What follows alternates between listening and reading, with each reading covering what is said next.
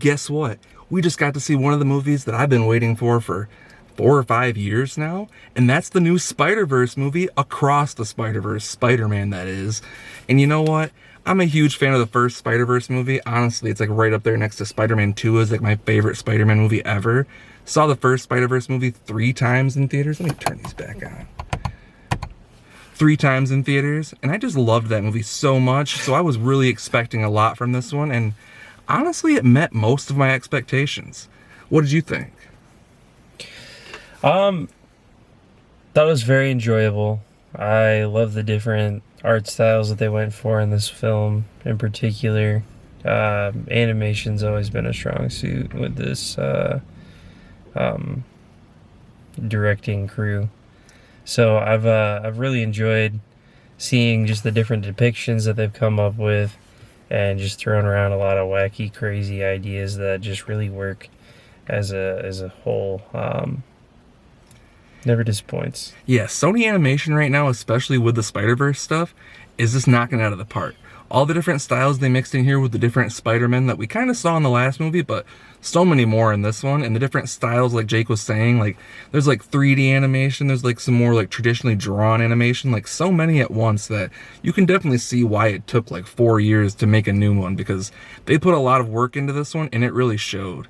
And the writing team with Chris Miller and I can't remember their both names, but both the guys are fantastic. They're a writing duo who did both the Lego movies, both Cloudy with a Chance of Meatball movies, 21 and 22 Jump Street. Like, these dudes know comedy and they know this animation style stuff, and they produce a bunch of funny stuff, and they're just hilarious boys too, because the script in here, similar to the first one, so many quippy dialogue. Like, Spider-Man's known for being like sarcastic and silly, especially when he's fighting, but all the dialogue in here is very self-referential to the Spider-Man series, just all our other superhero movies, and just other movies in general. Like, if you're a fan of just pop culture, there's so much in here with the dialogue and just so many silly like one-liners too that I get a kick out of so much. But the major standout here too, along with the animation, the additional voice cast in here along with the returning cast, so much good stuff in here. I mean, one of the guys that I noticed was the Indian Spider-Man was Dopinder or whatever from the Deadpool movies. Yeah, he was hilarious as that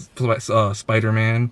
And there were a few other ones that I can't really pick out right away, and there's some returning cast members that I don't want to say who's in here at all, but there's some really cool animated voices in there too. But one of the things I did like too that they started off with is that they gave Gwen more of a story that I wasn't really expecting to see, and they didn't even show, like, I won't say what happens actually, I'll just let you catch that for yourself, but they really get you into that story before they ever bring Miles into the story, which I thought was really cool. But overall, it is a bit long. If they would have trimmed it down a bit, I think it was like 2 hours and 20 minutes at total. If they would have trimmed it down just a bit, I think it would have been even better. But overall, this is a great movie and a great sequel to the first Spider-Verse. Does it really meet that same quality? Animation, I think it might exceed it, but story and just overall pacing, I don't think it really hit it for me. yeah. I mean, there were quite a few points throughout the movie where I could see myself and feel myself losing a bit of my attention with the film. But it was really just because they were throwing so many different art styles at us that it was almost like a show, just to show the work that they put in making all that graphic design and whatnot. But yeah, it definitely is a longer film. I'd say if they trimmed it down, like say about a half an hour, which seems doable, especially with the story, it would have been a bit more enjoyable. I wouldn't say it takes away from the film entirely, but that would be my biggest critique.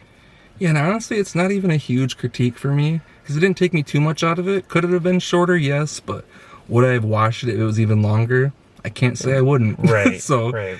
It's not a bad movie whatsoever. Someone I forgot to mention right away, I just remembered, Oscar Isaac as like Spider 2099 or whatever he's called, with like the vampire type Spider-Man.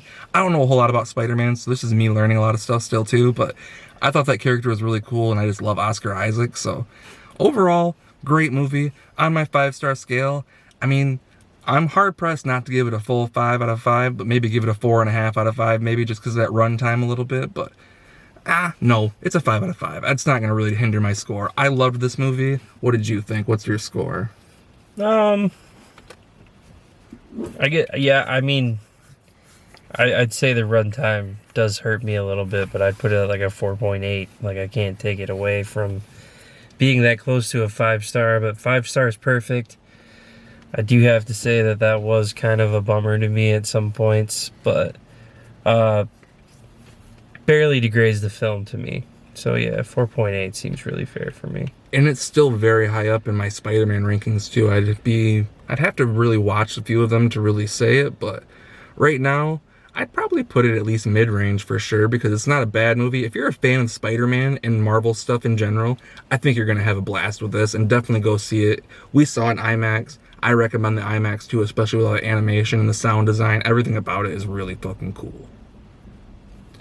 So yeah, that's what we have to say for today. What did you think about the movie, and what's your favorite Spider-Man movie? Write it down in the comments. I love to chat with you, and maybe I'll see you next time at these movies. I mean, I don't even remember what's the next movie coming out.